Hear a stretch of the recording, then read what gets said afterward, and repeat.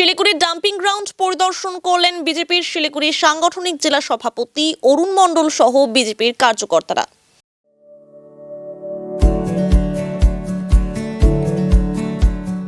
Pamper, not just a hospital, but a mother. শুক্রবার বিজেপির শিলিগুড়ি সাংগঠনিক জেলা সভাপতি অরুণ মণ্ডল, পুর নিগমের বিরোধী দলনেতা অমিত জৈন, বিজেপির ওয়ার্ড কাউন্সিলর সহ কার্যকর্তাদের নিয়ে ডাম্পিং গ্রাউন্ড পরিদর্শনে যান। এরপর সেখানকার বাসিন্দাদের সমস্যার কথা শোনেন তিনি।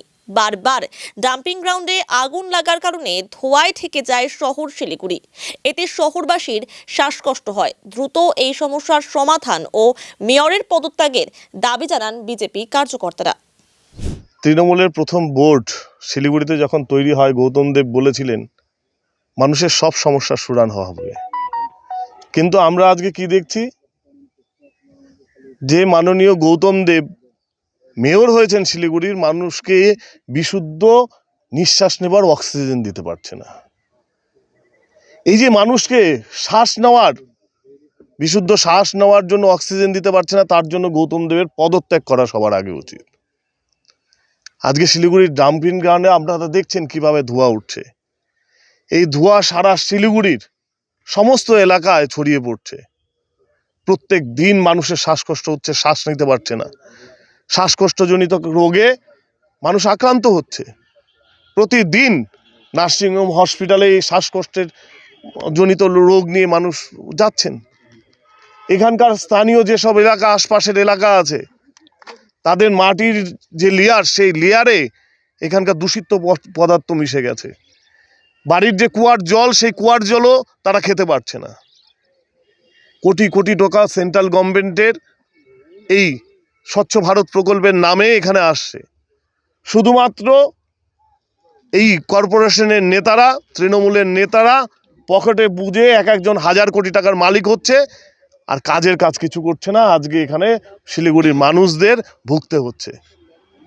তাই শিলিগুড়িতে যে প্রত্যেক দিন সন্ধ্যা হলে, দুপুরের পর যে এই যে ধোঁয়ার শহরে পরিণত হচ্ছে, তাই আজকে ভারতীয় জনতা পার্টির পক্ষ থেকে এই ডাম্পিং গ্রাউন্ডে এসছি দেখতে এবং বলতে এসছি যে মাননীয় গৌতম দেব, আপনি শিলিগুড়ির মানুষকে, শিলিগুড়ির নাগরিকদের একটু বিশুদ্ধ শ্বাস নেওয়ার অধিকার দিন, না হলে নিজেকে কর্পোরেশনের মেয়র থেকে পদত্যাগ করুন।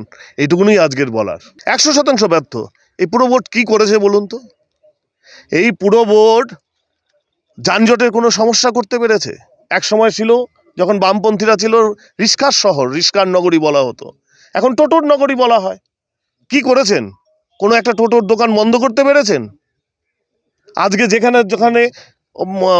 নিচ দিয়ে খুঁড়ে রোডগুলোকে নষ্ট করে দেওয়া হচ্ছে, মাটি পর্যন্ত ভরা হচ্ছে না। মানুষের সেই ধুলো বালিতে মানুষকে কষ্ট করতে হচ্ছে। কি করছেন মেয়র গৌতম দেব? যানজটের সমস্যা যেমন আছে শিলিগুড়িতে, তার সাথে সাথে আমাদের যে ফুটপাত দখল কমছে, বাড়ছে।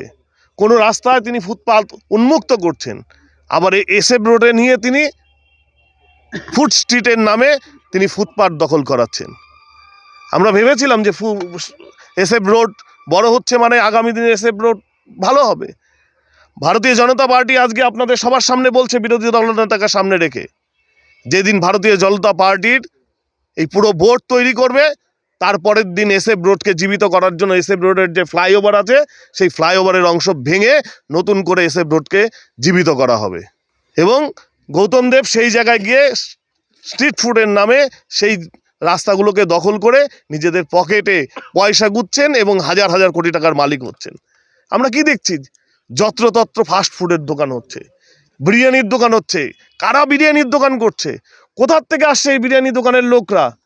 তাদের কি লাইসেন্স আছে, কি কাগজ আছে? দেখছে কর্পোরেশন থেকে? কিচ্ছু বলছে না।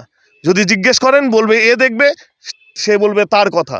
কিন্তু আমাদের কাছে খবর আছে, যারা এই ফাস্ট ফুডের বিরিয়ানির দোকানগুলো করছে, সেই বিরিয়ানির সাথে ড্রাগ মেশানো হচ্ছে এবং সেই ড্রাগকে মানুষ অ্যাডিক্ট হচ্ছে এবং ড্রাগের নেশায় অজানাতেই নেশাগ্রস্ত হচ্ছে।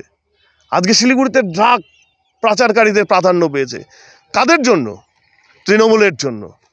শিলিগুড়িতে যারা ড্রাগ পাচার করছে, যাদের ধরা পড়ছে, যেসব লিঙ্কম্যানরা, তারা কারা, কোন সমাজের মানুষ, তা দেখলেই পরিষ্কার হয়। কিন্তু রাজ্যের সরকার, শাসক প্রশাসন কেউ কিছু ব্যবস্থা নিচ্ছে। আর গৌতম দেবকে বলবো কি, যে শহরে ডেপুটি মেয়রই সুরক্ষিত নয়, যে শহরে ডেপুটি মেয়র বেরোতে পারেন না, তিনি আক্রান্ত হন, তাকে থানায় বসে থেকে দোষীদেরকে অ্যারেস্ট করাতে হয়, সেই গৌতম দেবের কাছে চাওয়ারই বাকি আছে। এটুকুনি শুধু বলবার। সমস্যা আজকে থেকে না, অনেক দিন থেকে সমস্যা আছে। এই ওয়ার্ডে শিলিগুড়ি যত কাঁচরা আছে এই ওয়ার্ডে ফেলানো হচ্ছে। এই আশেপাশে যত জমিন আছে, সেই জমিনের যে কুয়া আছে, সে কুয়া জল খারাপ হয়ে যাচ্ছে। আর কর্পোরেশন লোক কিছু করতে পারছে না। আজ থেকে 3 বছর আগে যে এই ওয়ার্ডে কাউন্সিলর ইলেকশন হয়েছিল, তৃণমূল লোক ঝুঠা আশ্বাসন বলে মানুষকে খালি ভোট নিয়েছে, সেই কাজ এখন অবধি করতে পারলো না। এই ধোঁয়া দিয়ে আমাদের প্রত্যেক ওয়ার্ডের মানুষ রাতভর ঘুম পাচ্ছে না।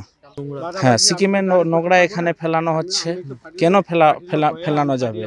এই পশ্চিমবাংলা ওদের স্টেটে নোংরা কেন আমাদের 42 নম্বর ওয়ার্ডে ফেলানো হচ্ছে? সকাল সকাল কোনো দিন ধরা হচ্ছে গাড়ি, কোনো দিন ধরা হচ্ছে না। এটাই আমাদের এইখানে সমস্যা হচ্ছে। এখানকার কর্পোরেশন লোক মিলি ভগত আছে, তার জন্য ঘুষতেছে। কর্পোরেশন পুরা ফেলিয়ার আছে। আমাদের 42 নম্বর ওয়ার্ডে যে কাজ করার ওনারা আশ্বাসন দিয়েছিল, তার মধ্যে ওনারা পুরা ফেল আছে।